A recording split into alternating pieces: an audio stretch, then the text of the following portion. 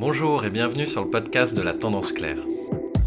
Certains la pensaient définitivement derrière nous et pourtant, l'année 2021, dans le sillage de la crise du Covid et de la guerre en Ukraine, a marqué le grand retour de l'inflation, alors que les centres avancés de l'accumulation capitaliste n'avaient plus connu de crise inflationniste depuis les années 1970. Aujourd'hui, on va chercher à comprendre un peu mieux ce phénomène, son ampleur, sa signification, ses causes. Et pour nous aider à avancer dans cette voie, on est avec l'économiste Gaston Lefranc. Bonjour Gaston, ça va ? Ça va très bien, Paul. Peut-être qu'on peut commencer par essayer de dresser un premier état des lieux de la crise inflationniste qu'on a traversée. Et la première question de ce point de vue, c'est, comme on commence à l'entendre de plus en plus, est-ce qu'on est sorti de la crise inflationniste ? Alors, l'inflation, elle a démarré, on va dire, au début de l'année 2021, en France, mais dans la plupart des pays d'Europe occidentale, aux États-Unis. Et elle a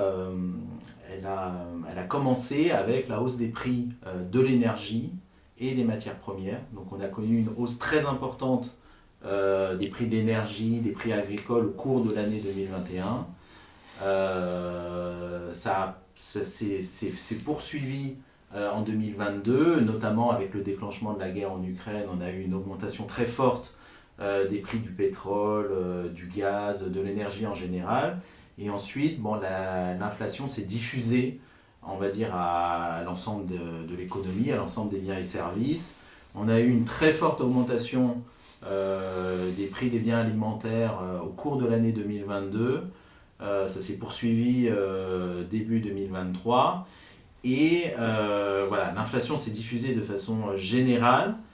Et on a connu un pic d'inflation au début de l'année 2023 avec un taux d'inflation maximum autour de 7-8%. Alors on pourra revenir peut-être sur la question des différents indicateurs, mais en gros on a eu une inflation qui a été autour de 7-8%. Et là elle s'est repliée en fin d'année 2023. Là les derniers chiffres connus pour l'indice des prix à la consommation harmonisée, qui est l'indicateur européen, c'est 4% en décembre 2023. Donc sur un an, en glissement annuel, donc si on compare les prix en décembre 2023 par rapport au prix de décembre 2022, on est à 4% d'inflation.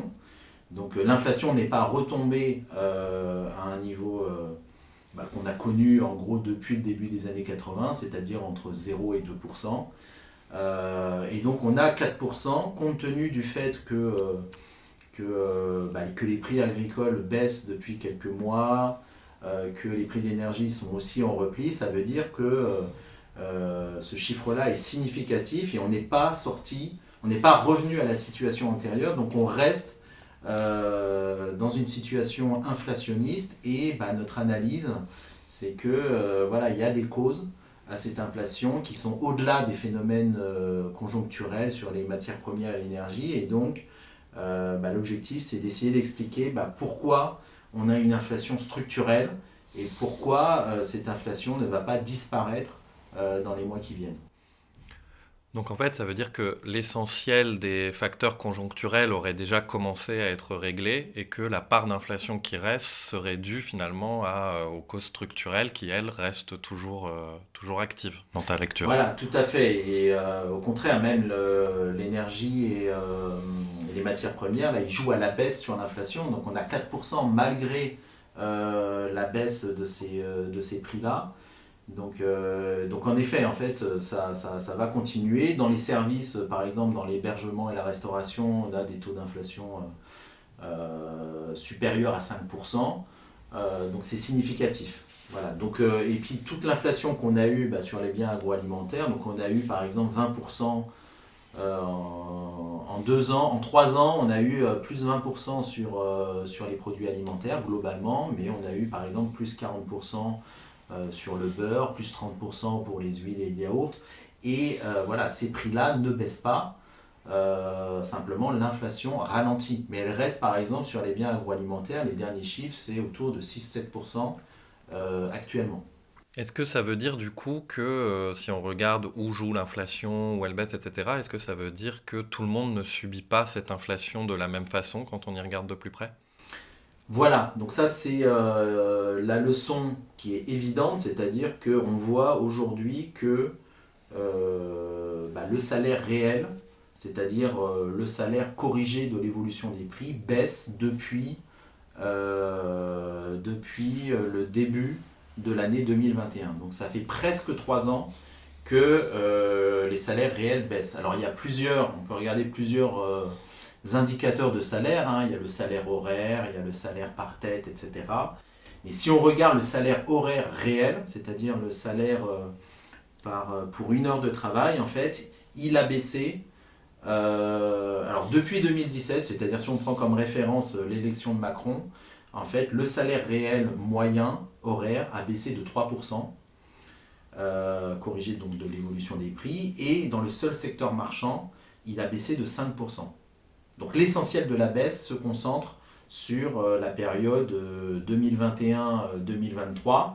Donc ça, c'est un phénomène complètement inédit depuis l'après-guerre. C'est-à-dire depuis l'après-guerre, le salaire réel moyen n'a jamais baissé, en tout cas n'a jamais baissé plus de 1 ou 2 trimestres.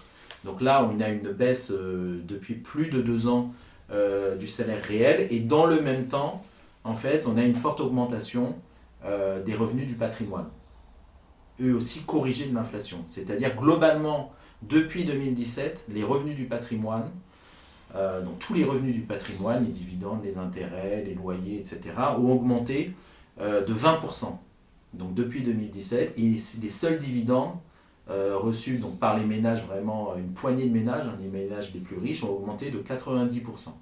Donc on voit bien que cette inflation, elle n'est pas du tout subie de la même façon par l'ensemble de la population. Donc on a vraiment un appauvrissement des salariés. Alors on a une baisse significative du salaire réel, donc qui a été partiellement compensée par diverses mesures du gouvernement, hein, les différents chèques versés par le gouvernement, aussi un certain nombre de prestations qui ont limité la baisse du pouvoir d'achat, mais globalement le pouvoir d'achat des salariés a diminué, alors que le pouvoir d'achat des grandes fortunes, hein, des capitalistes, lui a fortement augmenté. Donc on est vraiment dans une période d'inflation très spécifique, puisqu'on a déjà connu des périodes d'inflation, hein, notamment les années 70, puisqu'on fait beaucoup le parallèle entre les années 70 et aujourd'hui, parce que le déclenchement de l'inflation a été causé par une augmentation des prix du pétrole, etc. Mais dans les années 70, voilà, les salaires ont continué à augmenter plus vite que les prix, même si l'augmentation du salaire réel a fortement ralenti dans les années 70, il a continué à augmenter. Donc aujourd'hui, on est dans une période d'inflation très particulière où les salaires réels baissent de façon durable et continuent à baisser d'après les derniers chiffres qu'on a pour la fin de l'année 2023. Oui, du coup, on reviendra là-dessus peut-être quand on commencera à rentrer dans l'analyse des causes possibles. Est-ce que c'est l'augmentation des salaires, etc. Faudra revenir sur ce point, mais peut-être avant d'en arriver là, pour finir cette présentation générale de la crise inflationniste telle qu'on l'a connue, est-ce qu'on peut essayer un peu de décomposer cette inflation en fonction des différents secteurs, c'est-à-dire est-ce que y a des secteurs qui ont profité plus que d'autres que de cette inflation, lesquels, pourquoi? Oui, alors il y a des secteurs dont les prix se sont envolés, hein. On a les secteurs évidemment du raffinage par exemple, hein, dont les prix ont fortement augmenté, dont les marges ont aussi fortement augmenté. On a les secteurs de l'agroalimentaire, du transport maritime, on a une forte augmentation des prix. Et ce qu'il est intéressant de voir, c'est on peut décomposer, en fait, si on regarde par exemple le prix de production, c'est-à-dire le prix, par exemple pour les industries agroalimentaires, donc elles vendent les biens qu'elles produisent au secteur de la grande distribution. Donc on peut décomposer, en fait, on peut regarder comment a évolué le prix de production de l'industrie agroalimentaire, et on peut décomposer ce prix en 3 composantes. Il y a le coût des intrants, c'est-à-dire tous les biens et services qui sont consommés par les industries agroalimentaires pour effectuer leur production. Donc on a dans le coût de ces intrants évidemment le coût de la matière première agricole, mais on a aussi le coût de l'énergie, etc. Tout ce qui est utilisé par ces industries. On a évidemment les salaires qui sont versés aux salariés, et puis on a les marges, les profits réalisés par ces industries. Donc on peut vraiment décomposer ce prix de production en 3 composantes, les intrants, les salaires et les profits. Et quand on regarde pour l'industrie agroalimentaire, depuis début 2022, donc en gros, on voit que 50% de la hausse du prix de production s'explique par l'augmentation des profits. Donc c'est énorme puisque en fait les profits représentent à peu près en niveau 10% du prix de production, mais une composante du prix de production qui représente 10% de ce prix explique 50% de la hausse du prix de production. Donc on voit bien que dans ces secteurs-là, qu'on peut appeler en gros les secteurs profiteurs de crise, eh bien on voit que la dynamique des profits, ces surprofits expliquent une grande partie de l'inflation. Donc c'est-à-dire que pour expliquer pourquoi les prix alimentaires ont autant augmenté depuis 2 ans, l'explication par la hausse des prix de l'énergie, l'explication par la hausse des prix de la matière première agricole ne suffit pas à expliquer cette hausse de prix. Au maximum, elles expliquent la moitié de la hausse des prix de l'alimentaire. Donc là, on voit que dans ces secteurs-là, on peut vraiment identifier des surprofits. Donc c'est lié notamment au fait que dans l'industrie agroalimentaire, c'est un secteur qui est très concentré avec des grands groupes comme Lactalis, etc., qui font qu'ils sont en capacité en fait de profiter de la crise pour mettre des prix élevés, puisque évidemment la demande les ménages sont obligés de consommer ces biens-là, et donc ils subissent cette hausse de prix. Et donc on a vraiment ces secteurs qui sont profiteurs de crise. Et inversement, dans d'autres secteurs, on a une inflation qui est plus modérée, on a un taux de marge qui n'a pas augmenté dans les mêmes proportions. Et donc du coup, on a ces secteurs profiteurs de crise, et puis on a une explication plus générale à fournir sur pourquoi l'inflation s'est généralisée à l'ensemble des secteurs. Oui, alors tu parles de profiteurs de crise à plusieurs reprises. Du coup, concrètement, ça veut dire quoi quand on dit que une entreprise ou un secteur profite de la crise? Comment la crise peut être profitable exactement à un de ces secteurs? Comment l'inflation peut être profitable à un de ces secteurs? Parce que ces secteurs, notamment l'industrie agroalimentaire, en fait, utilisent le fait que les matières premières, l'énergie ont vraiment augmenté pour essayer d'expliquer qu'elles ne font que répercuter en fait cette hausse de prix, alors qu'elles en ont profité pour, au passage, augmenter leur marge. Donc il y a tout un discours en fait pour essayer de masquer en fait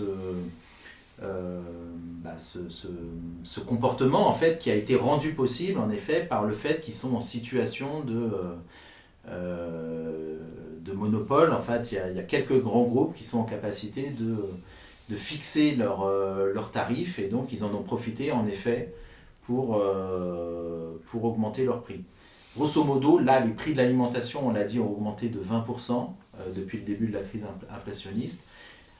Si les grands groupes de l'agroalimentaire s'étaient contentés de répercuter la hausse des prix de leurs intrants, en fait, l'augmentation des prix aurait été de 10%, 2 fois moins. Donc là, on voit bien qu'ils en ont profité, et ils ont eu tout un discours pour essayer de dissimuler en fait ce comportement-là. Mais d'après toi, en fait, ce que tu suggères, c'est que cette logique-là, elle n'est pas généralisable à l'ensemble de l'économie. Non, elle n'est pas généralisable à l'ensemble de l'économie parce que, d'une part, il y a une concurrence entre capitalistes. Donc les capitalistes ne sont pas en capacité de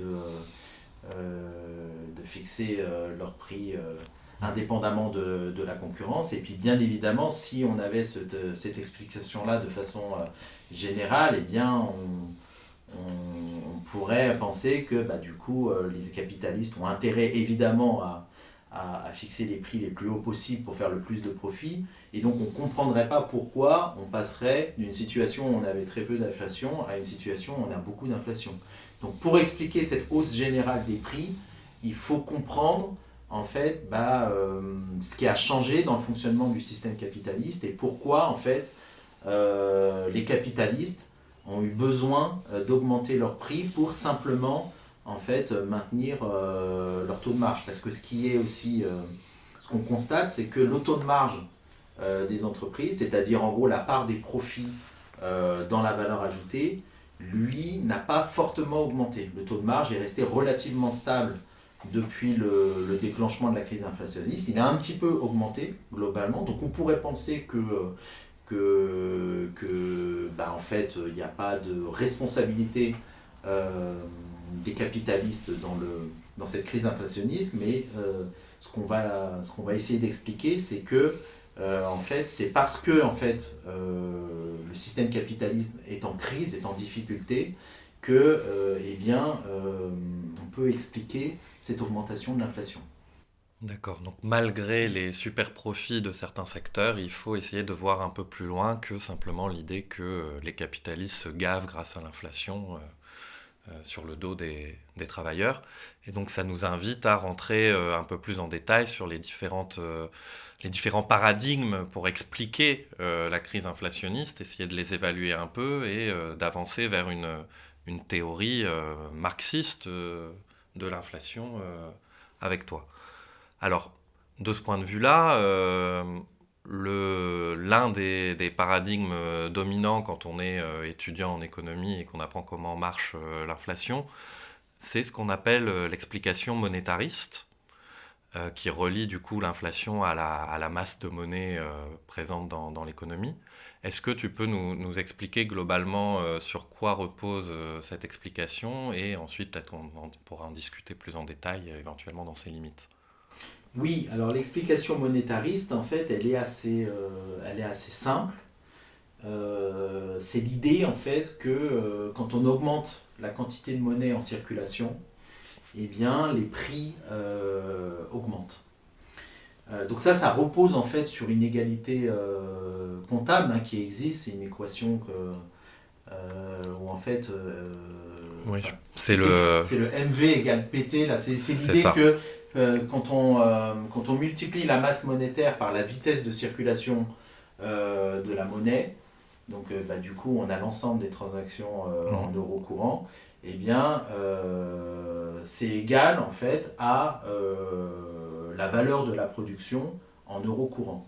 Donc là il y a vraiment l'idée que si on augmente la quantité de monnaie, alors du coup à production constante, ça va, en volume, ça va augmenter le niveau des prix. Et ça, on voit que, en fait, on voit que cette explication, elle ne fonctionne pas. Déjà, on l'a vu dans la période avant l'inflation, c'est-à-dire depuis la crise de 2009, en fait, on a les banques centrales qui ont créé énormément de monnaie. Donc la banque centrale, c'est la banque des banques, c'est la banque qui prête aux banques commerciales. Donc elles ont créé énormément de monnaie pour essayer en fait de stimuler le crédit des banques commerciales, pour essayer de relancer la machine économique. En gros, après la crise de 2009, en fait, la politique centrale en fait, des différents États, ça a été de dire on va avoir une politique monétaire volontariste, on va baisser les taux d'intérêt, on va créer de la monnaie en espérant que ça relance le crédit et que ça relance l'activité productive. Or, ce qu'on a constaté, c'est que d'une part, en fait, la monnaie qui a été créée par les banques commerciales n'a pas augmenté au même rythme que la monnaie qui a été créée par les banques centrales. Donc d'une part, les banques centrales n'ont pas le moyen en fait de fixer le niveau de crédit qui est fait par les banques commerciales. Et d'autre part, une grande partie de cette monnaie qui a été créée par les banques commerciales n'a pas été utilisée dans la sphère de l'économie réelle, c'est-à-dire pour permettre aux entreprises d'investir, pour permettre aux ménages de consommer, etc. Une grande partie de cette monnaie est restée dans la sphère financière et à alimenter en fait l'inflation financière, c'est-à-dire l'augmentation du prix des actifs financiers. Voilà, euh, donc en fait, toute cette monnaie qui a été créée par les banques commerciales s'est retrouvée seulement en partie dans la sphère de l'économie réelle. Donc ça, c'est vraiment l'idée que il ne suffit pas en fait de créer de la monnaie pour, d'une part, augmenter la production ou même que ça se traduise par une augmentation des prix. Donc concrètement, voilà, toute cette masse monétaire créée par la Banque centrale n'a pas généré d'inflation jusqu'à la période récente, jusqu'en 2021. Donc au contraire, voilà, en 2021, l'inflation s'est déclenchée non pas parce que la quantité de monnaie créée par les banques centrales aurait subitement augmenté, mais d'une part, parce que, ça il y a un consensus, c'est les faits qui parlent, c'est d'une part il y a eu une augmentation du prix de l'énergie, hein, du gaz, du pétrole, etc. Donc ça c'est ce qui explique le déclenchement de l'inflation. Et ensuite, en fait, les banques centrales, au contraire, en fait, ont mené des politiques d'augmentation des taux d'intérêt hein, depuis que l'inflation a réapparu en 2021. Donc, on a eu une augmentation des taux d'intérêt qui n'a pas mis fin à l'inflation. C'est-à-dire que l'inflation a continué à augmenter hein, jusqu'à début 2023.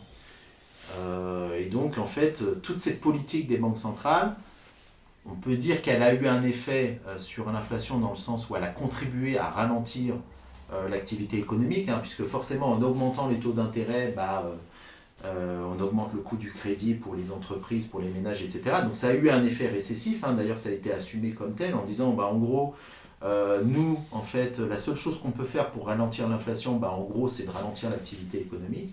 Donc, c'est ce qu'elles ont fait. Mais en fait, c'est pas. Du coup, on ne peut pas comprendre pourquoi en fait l'inflation a continué en fait à exister malgré un resserrement très important de la politique monétaire. Donc, on a une politique monétaire qui est beaucoup plus contrainte, enfin qui contraint beaucoup plus le crédit. Donc, il y a beaucoup moins de monnaie qui est créée par la Banque centrale, et pourtant on a une inflation qui est plus importante que ce qu'on avait avant 2021. Donc l'explication monétariste, elle ne fonctionne pas, et en fait ce qu'il faut comprendre, c'est que en fait il faut comprendre les choses en sens inverse. C'est en fait la monnaie qui va servir pour les transactions dans l'économie réelle, elle est endogène, c'est en fonction en fait, de comment va évoluer les prix que la quantité de monnaie en circulation va s'ajuster. En fait, ce n'est pas la quantité de monnaie qui va être créée, qui va fixer, qui va déterminer en fait, la dynamique de l'inflation. Donc en fait, cette explication monétariste, en fait, elle est en fait dans les faits, c'est une explication qui reste un petit peu dans les manuels, etc. Mais en fait, elle est complètement, elle est soutenue par personne aujourd'hui.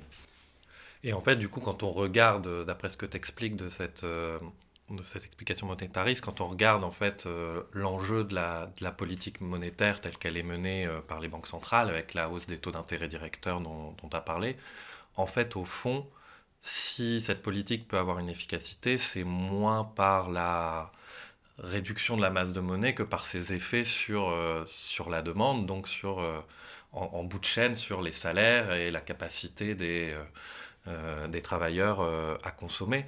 Ce qui veut dire qu'en vérité, cette politique monétariste, au fond, elle a aussi un enjeu qui est un enjeu de classe, c'est-à-dire d'attaquer, d'essayer de casser l'inflation en attaquant la classe ouvrière directement. Oui, tout à fait. Donc là, c'est l'idée aussi que, évidemment, en gros, c'est en baissant la demande, en fait, quelque part, alors que la demande, on va y venir après, mais en fait, c'est pas la hausse des salaires qui explique pourquoi on est dans une situation d'inflation depuis début 2021, mais évidemment, en ayant cette politique de casser la demande, en fait, à la fois de casser les salaires, mais aussi du coup de limiter l'accès au crédit pour les ménages et aux entreprises, du coup en effet on limite en fait le pouvoir d'achat des ménages, des entreprises, etc. Donc on va réduire en fait, ça va avoir un impact négatif sur l'activité économique, sur la demande plutôt des entreprises pour acheter des biens d'investissement, etc. Et donc forcément ça va avoir un effet de baisser les prix, mais par la réduction de l'activité économique. Donc en fait, ça veut dire que derrière cette politique des banques centrales, il y a non seulement donc l'idée de l'explication monétariste qu'on vient d'expliquer, mais il y a aussi derrière une autre idée qui nous amène à une deuxième explication en fait de l'inflation qu'il faut discuter maintenant. Cette idée que l'inflation, au fond, se rapporterait à la pression que les salaires trop élevés exercent sur les prix et que donc pour casser l'inflation, il faut s'attaquer à cet excès des salaires, cet excès de la demande. C'est ce qu'on entend beaucoup, hein, c'est ce qu'on appelle la boucle salaire-prix. Est-ce que du coup on peut revenir un peu sur cette explication, déjà expliquer comment elle fonctionne, quelle est sa logique, pour ensuite voir ses limites dans le cadre de la situation actuelle?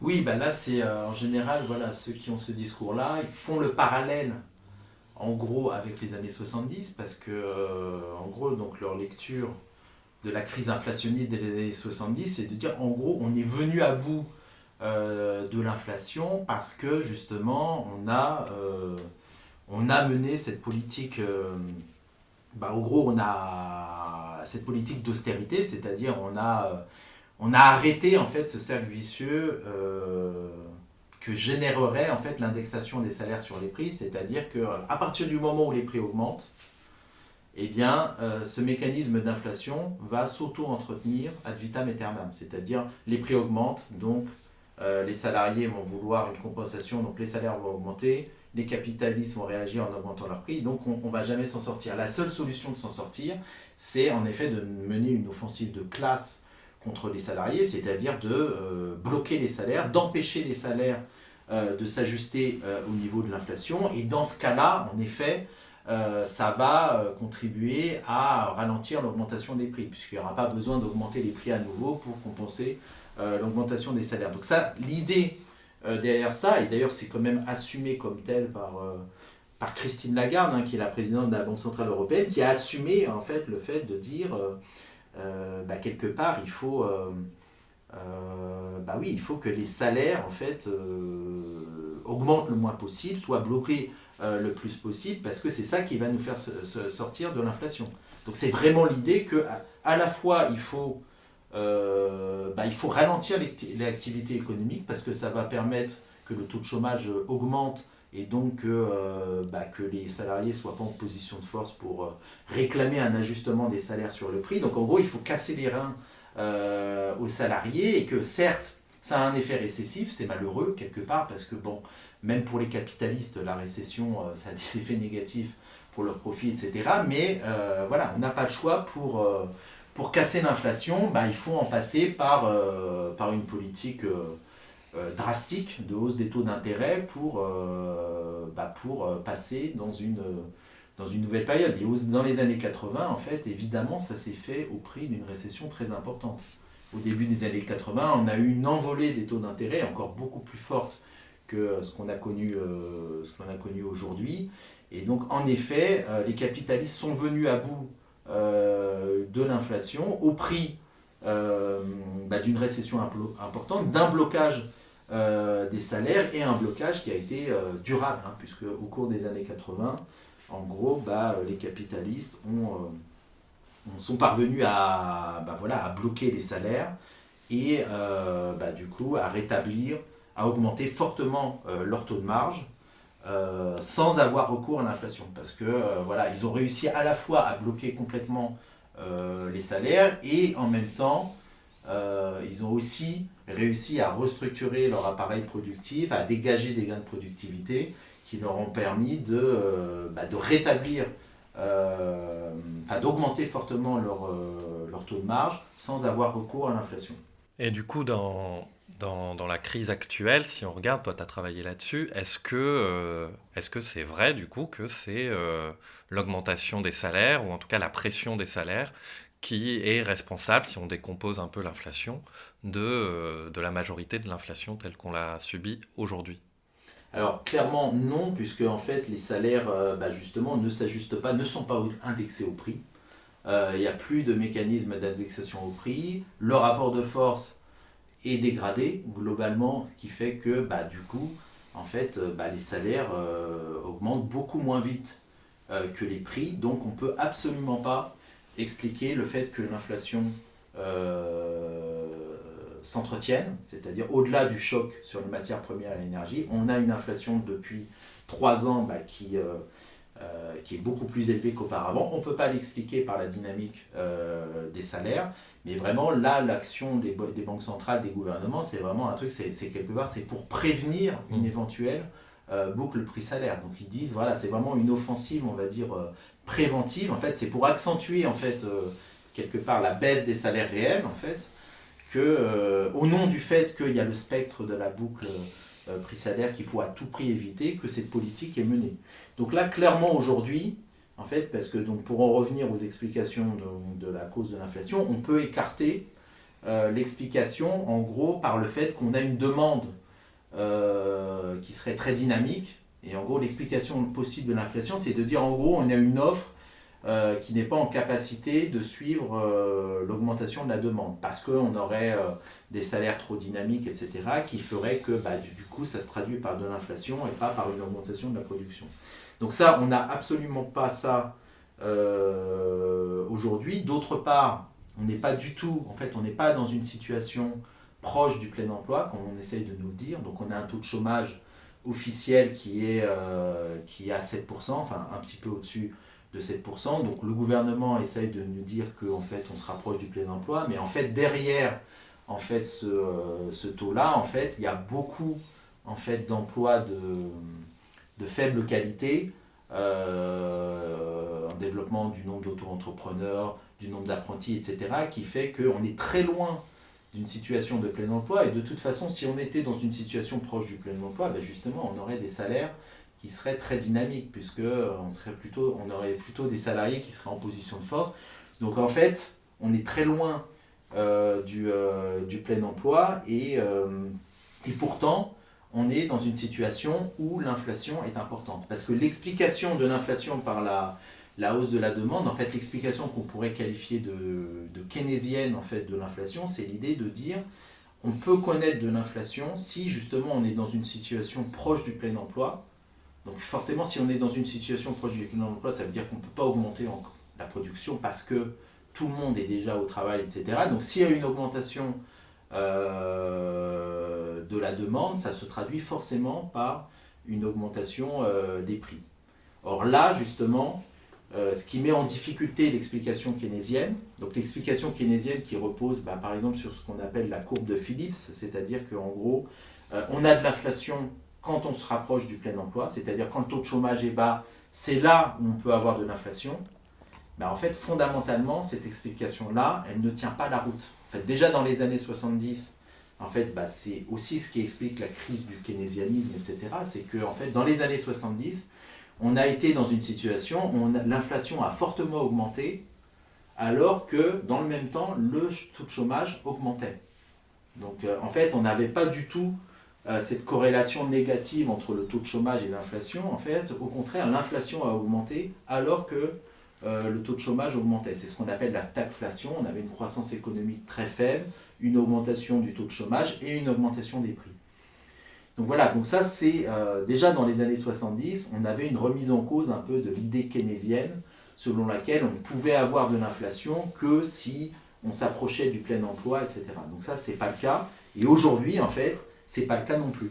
Contrairement à ce qu'on nous fait croire, en fait on n'est pas proche du plein emploi et pourtant on a une augmentation de l'inflation. Donc il faut expliquer l'augmentation de l'inflation autrement que par le fait qu'on serait proche du plein emploi et donc on aurait des salaires qui augmenteraient, qui nourriraient l'inflation, etc.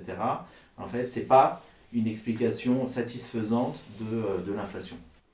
Et en fait, cette lecture de l'inflation à partir de la demande, en fait, elle a aussi des conséquences politiques dans les solutions qu'ils proposent pour toujours sortir de la crise, puisque dans la mesure où on n'est pas en situation de plein emploi et où donc l'inflation n'est pas liée à la pression des salaires, on en tire la conclusion qu'on peut, pour sortir de la crise, etc., faire une politique de stimulation de la demande, de hausse des salaires, de relance. Et ça, pour toi, ça masque quelque chose. Oui, bah là, ils ont raison aujourd'hui de dire en effet qu'il n'y a pas. Donc les keynésiens s'appuient sur le fait qu'il n'y a pas de boucle prix-salaire aujourd'hui, ce qui est vrai, hein, c'est qu'on a une inflation qui n'est pas entretenue par des salaires dynamiques, donc ça c'est vrai. Et donc ils en profitent en fait pour expliquer que, pour généraliser déjà d'une part ce raisonnement, alors qu'en fait, oui, il peut exister une boucle prix-salaire. Dans les années 70, en fait, il y avait quelque part une boucle prix-salaire, c'est-à-dire on peut difficilement nier que les luttes ouvrières qui étaient très importantes dans les années 70, les grèves qui étaient très dures, ont permis aux salariés d'avoir des augmentations de salaire importantes. Et oui, bien évidemment, on était dans une lutte très sévère entre capitalistes et salariés, et l'arme des capitalistes pour réagir aux augmentations de salaire, c'est en effet de jouer sur les prix. Donc en effet, il y a la possibilité d'une boucle prix-salaire, ça existe dans l'histoire, simplement aujourd'hui, on n'est pas dans la même configuration.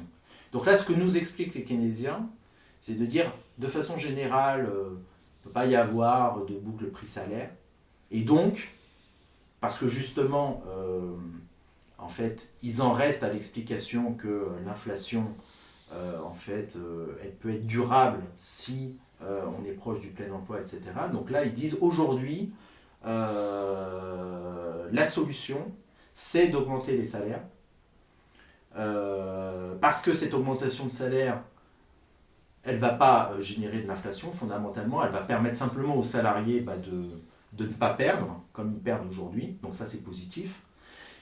Mais ce qu'ils ne voient pas, en fait, la faiblesse du raisonnement keynésien, c'est de ne pas comprendre que si, en fait, cette augmentation de salaire, elle sera inflationniste, parce que, en fait, cette augmentation de salaire va évidemment peser à la baisse sur les profits des entreprises, et que pour justement rétablir leurs profits, pour essayer de rétablir leurs profits, ça va les pousser à augmenter les prix.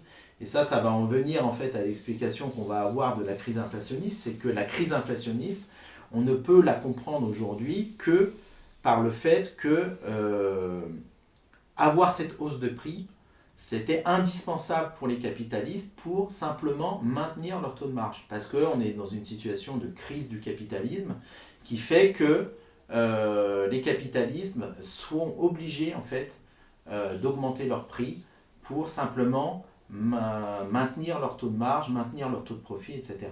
Et donc ça, c'est cette dimension du taux de profit, c'est cette idée de regarder en fait ce qui se passe dans l'appareil productif, ce qui se passe concernant le taux de profit. En fait, les keynésiens ne le voient pas en fait. Ils analysent uniquement ça, justement, en termes de relance de l'activité par la demande. À partir du moment où on est loin du plein emploi aujourd'hui, ils ont le raisonnement qui est de dire il faut donc du coup augmenter la demande. Pour augmenter la demande, il faut augmenter les salaires.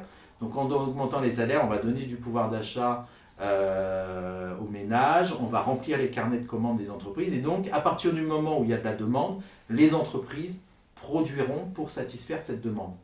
Et donc on n'aura pas d'augmentation des prix par ce mécanisme, puisque en fait on aura une augmentation de la production.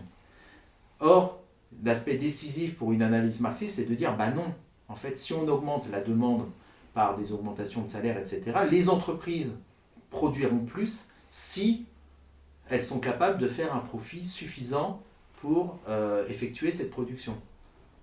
Et donc évidemment, si on augmente les salaires, dans un contexte où il y a des pressions sur le taux de profit, etc., ça va plutôt contribuer à augmenter la crise, et donc ça va plutôt avoir un effet inflationniste, qui est une réaction des capitalistes face à une situation de crise pour eux. Oui, donc proposer une théorie marxiste de l'inflation, il faut donc essayer de déplacer le regard, non plus de la demande, mais vers la question du profit, partir du profit des capitalistes, puisque s'il y a une demande qui est forte, mais que les capitalistes ne peuvent honorer cette demande que en dégageant un taux de profit insuffisant, ça ne résoudra pas évidemment la crise économique. Et donc quand on se place dans cette perspective-là, de regarder l'inflation à partir de la dynamique du profit, la variable déterminante qui apparaît, c'est celle de la productivité. Est-ce que tu peux nous expliquer comment l'évolution de la productivité permet de comprendre les phénomènes inflationnistes qu'on connaît aujourd'hui? Oui, alors voilà, pour nous, c'est vraiment la variable fondamentale. C'est au-delà des phénomènes très conjoncturels, très spécifiques sur l'augmentation des prix de l'énergie et des matières premières. En fait, il faut essayer de comprendre pourquoi on a une inflation qui s'installe dans la durée, qui persévère malgré d'ailleurs la baisse des prix de l'énergie actuellement. Et pour nous, la variable fondamentale, c'est le ralentissement des gains de productivité et c'est même la baisse de la productivité du travail. Alors pourquoi en fait c'est une variable décisive? C'est assez simple. Donc la productivité du travail, en fait, donc il faut déjà la définir. En fait, ça rapporte, en fait, ça met en relation en fait la production qui est réalisée, le volume de la production qui est réalisée aux heures de travail. Donc quand la productivité augmente, ça veut dire qu'avec une heure de travail, on arrive à produire plus de biens ou plus de services. Donc en temps normal, si le capitalisme fonctionne bien, entre guillemets, on a des gains de productivité. C'est-à-dire grâce au progrès technique, grâce aux investissements qui ont été réalisés par les entreprises, elles parviennent en gros à produire plus en un temps donné.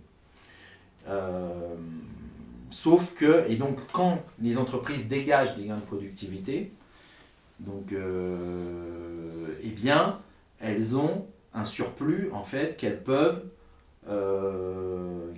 à la fois distribuer aux salariés. Donc là, quand elles distribuent une partie de ce surplus aux salariés, ça veut dire que le salaire réel augmente. Et puis elles peuvent aussi verser une partie de ce surplus à elles-mêmes, donc leur profit augmente. Donc quand il y a des gains de productivité, en fait, si les salaires réels augmentent au même rythme que ces gains de productivité, ça veut dire que à la fois les salariés voient leur niveau de vie progresser et en plus, et aussi parallèlement, les capitalistes voient leur profit augmenter. Donc si les salaires réels augmentent au même rythme que la productivité, en gros on a un partage entre profit et salaire qui reste stable et en gros les salariés et les capitalistes en profitent. Simplement quand la productivité baisse comme aujourd'hui. Donc ça c'est un phénomène qui est quand même aussi, lui aussi en fait inédit en fait depuis l'après-guerre. C'est-à-dire que depuis déjà pas mal d'années, on a une baisse de la productivité. Depuis 2017, la productivité horaire du travail a baissé de 5%. Et depuis la fin de l'année 2020, entre la fin de l'année 2020 et le troisième trimestre 2023, on a une baisse de la productivité horaire de 9%.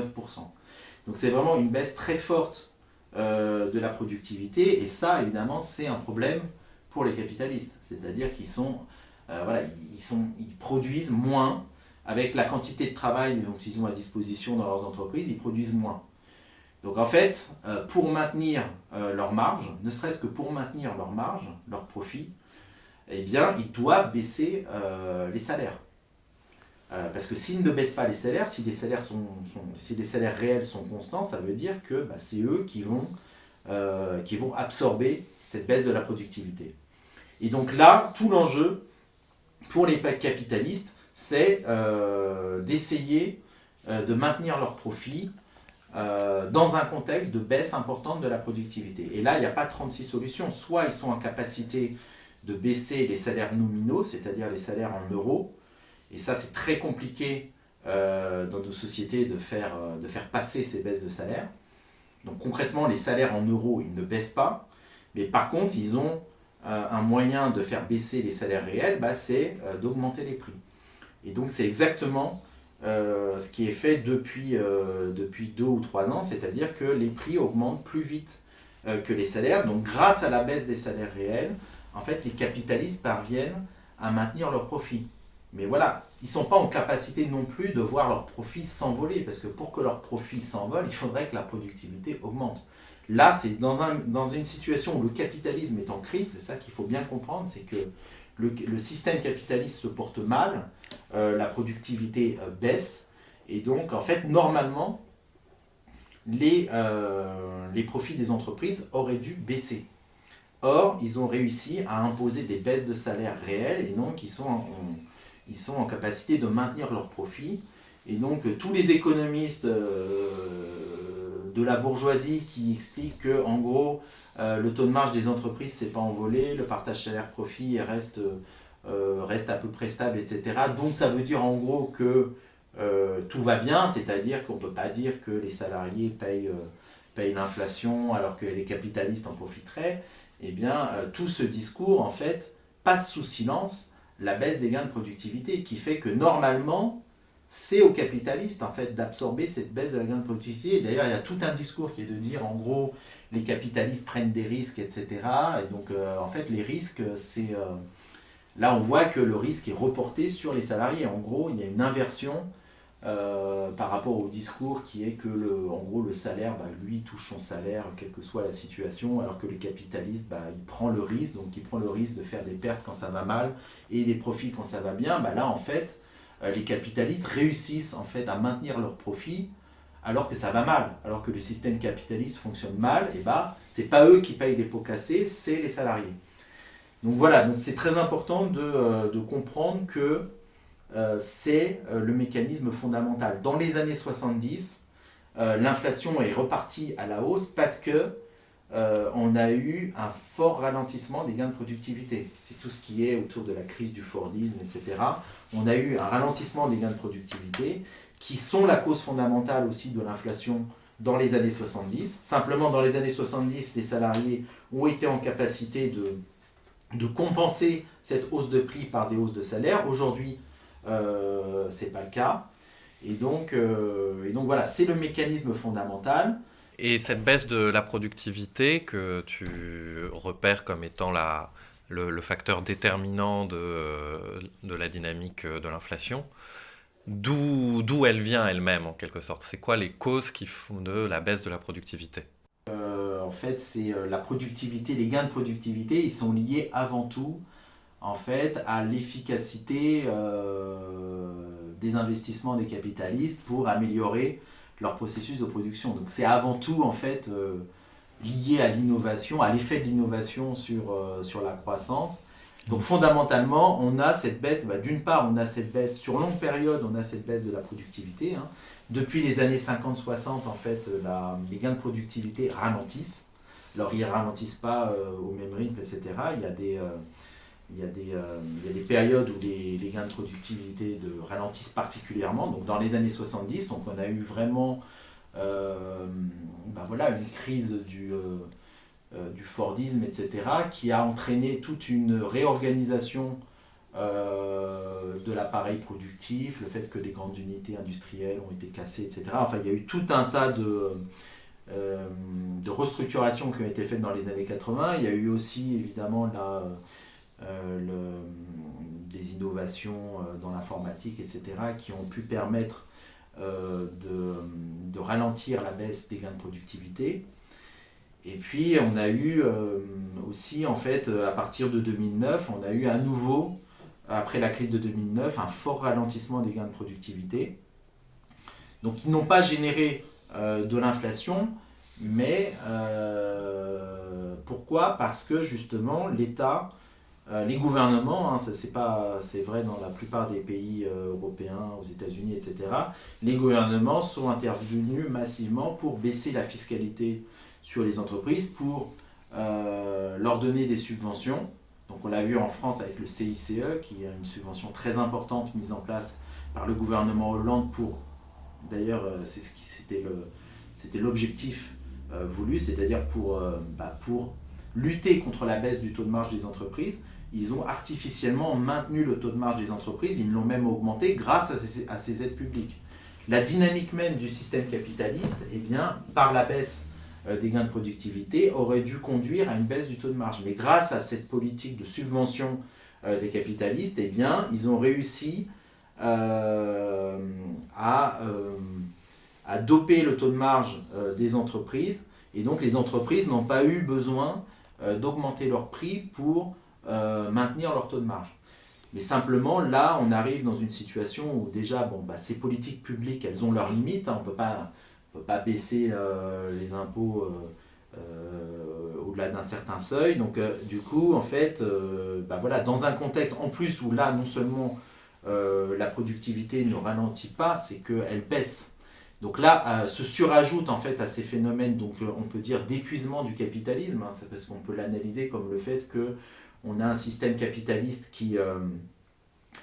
dont le taux de croissance moyen ne fait que diminuer depuis les années 50-60. Donc ça, c'est un phénomène qui a été identifié par Marx, c'est-à-dire la dynamique même de l'accumulation, en fait, entraîne une baisse tendancielle du taux de profit, et que s'il n'y a pas des mécanismes qui permettent de relancer la machine capitaliste, donc pour Marx c'est une grosse crise économique qui dévalorise massivement du capital, etc., c'est ça qui permettrait à la machine capitaliste de se relancer et d'avoir une vraie relance de l'accumulation, des taux de croissance à nouveau très importants, etc.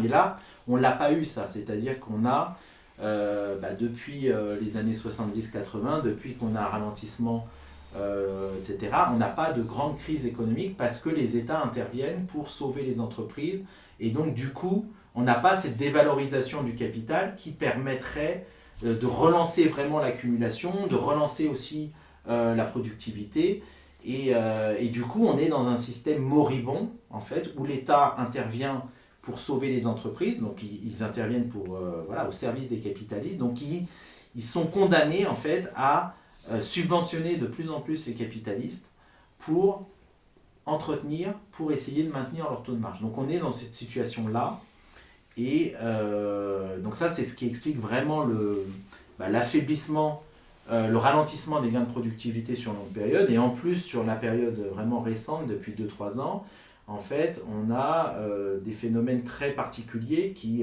aggravent en fait ce problème de productivité, c'est-à-dire d'une part le fait que l'apprentissage a fortement augmenté, donc des emplois, la création de beaucoup d'emplois beaucoup moins productifs que des emplois normaux, entre guillemets. Donc le nombre d'apprentis est passé entre 2018 et aujourd'hui à autour de 300 000 en 2018, à presque 1 million aujourd'hui. On a aussi des emplois, entre guillemets, d'auto-entrepreneurs qui se sont créés avec des emplois très mal rémunérés, etc. Et très peu productifs. Et très peu productifs. Et donc du coup, on a des phénomènes conjoncturels qui expliquent le fait que le succès dont s'honore le gouvernement de dire oui, nous on a réussi à maintenir l'emploi, etc., dans un contexte très difficile, oui, mais c'est des emplois très dégradés, et en l'occurrence très peu productifs, qui fait qu'en fait ils ne peuvent pas être bien rémunérés du point de vue des capitalistes. En fait, du coup, les capitalistes les rémunèrent mal, et donc du coup on a du sous-emploi, et donc globalement ça a un impact sur le niveau moyen des salaires, qui fait que les salaires baissent, et que en fait on est dans un système, on est dans un régime de fonctionnement qui est très loin d'un capitalisme sain, proche du plein emploi, etc. On a au contraire un capitalisme en crise, on a un taux de chômage réel qui est beaucoup plus élevé que le taux de chômage officiel, et donc on a un système qui ne peut se reproduire maintenant qu'au prix en l'occurrence d'une baisse des salaires, et en tout cas d'un blocage vraiment sur le long terme des salaires. Oui, donc ce tableau que tu nous présentes du capitalisme français, notamment français, et de sa fragilité structurelle en fait, ça nous invite forcément à prendre un peu de distance avec des discours qu'on a évoqués, à la fois les solutions keynésiennes qui pensent que du coup il suffira de faire de la relance pour faire repartir la machine, mais si l'appareil productif est si fragile, forcément ça va pas marcher comme ça. Et aussi avec les discours de l'inflation qui est simplement un artifice pour les capitalistes qui leur sert à augmenter artificiellement leur prix pour se gaver. On voit qu'en fait ça néglige la faiblesse du capitalisme au niveau plus structurel. Du coup, la question qui se pose quand on part de cette analyse-là, c'est quelles mesures on peut soutenir pour défendre les travailleurs contre l'inflation, dès lors qu'on ne peut pas se contenter de dire qu'au fond, de l'argent, il y en a plein dans les caisses du patronat, qu'il n'y a pas de problème, etc. Du coup, quel discours, dès lors, devient pertinent pour défendre les travailleurs contre cette offensive, malgré tout, contre leurs droits?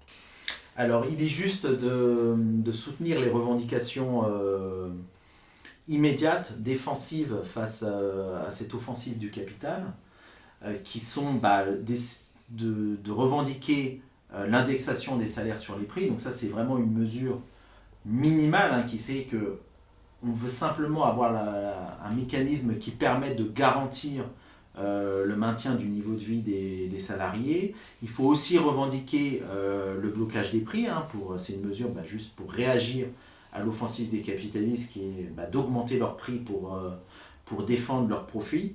Donc ça, c'est des revendications qui sont justes, mais il faut aussi être clair sur le fait que ce n'est pas des revendications qui permettront au système de mieux fonctionner. Voilà, donc ça c'est très important de lutter contre l'idée en gros que la crise actuelle, ça serait une crise des capitalistes qui on aurait laissé profiter de la situation pour défendre leurs intérêts. Il faudrait simplement des mesures de régulation pour remettre les capitalistes sur de bons rails et pour que le système fonctionne efficacement pour satisfaire les besoins. Non, ces revendications, elles auront un impact négatif sur le profit des capitalistes et donc elles vont aggraver la crise du système. D'accord. Donc en fait, ces mesures-là, si elles étaient mises en place, elles déclencheraient une crise accentuée du système et en fait, il y aurait deux issues possibles. Soit les capitalistes sont en position de casser ces mesures pour sortir de la crise et donc pour rétablir leurs profits, soit en effet elles devraient aboutir sur une remise en cause plus globale du système. Donc ça c'est évidemment notre perspective à nous, c'est d'expliquer que il faut en fait sortir de la logique capitaliste, il faut transformer le mode de production et il faut exproprier les capitalistes, socialiser les moyens de production pour être en capacité de satisfaire les besoins de la population. Mais dans le cadre du système capitaliste, en fait, toutes ces mesures défensives, elles sont condamnées à être remises en cause ou à se transformer en une remise en cause plus globale. Donc de ce point de vue-là, au-delà des mesures immédiates d'augmentation des salaires, de blocage des prix, nous, ce qu'on veut mettre en avant, c'est la remise en cause du mode de production capitaliste pour satisfaire les besoins. Et il y a une autre mesure qui est beaucoup mise en avant dans les milieux radicaux à gauche, etc., c'est la question de la sécurité sociale alimentaire. Qu'est-ce qu'on peut en dire de notre point de vue ? L'inflation est très importante dans ce secteur-là et de plus en plus de travailleurs ont des difficultés à s'alimenter convenablement. Eh bien, nous, ce qu'on met en avant, c'est le fait que ce secteur-là doit sortir de la logique capitaliste et donc on soutient la mise en place d'une sécurité sociale de l'alimentation. Donc l'idée, c'est de dire que ce besoin fondamental, qui est le besoin de se nourrir, doit être pris en charge par une façon de produire non capitaliste, c'est-à-dire qu'on veut permettre à toute la population d'avoir une garantie d'avoir accès à une alimentation de qualité et donc de mettre en place un système où on aurait en fait des cotisations sociales qui financeraient des producteurs non capitalistes qui permettraient de produire des biens et que toute la population aurait par exemple un chèque alimentation d'une certaine somme qui lui permettrait d'acquérir ces biens produits de façon non capitaliste.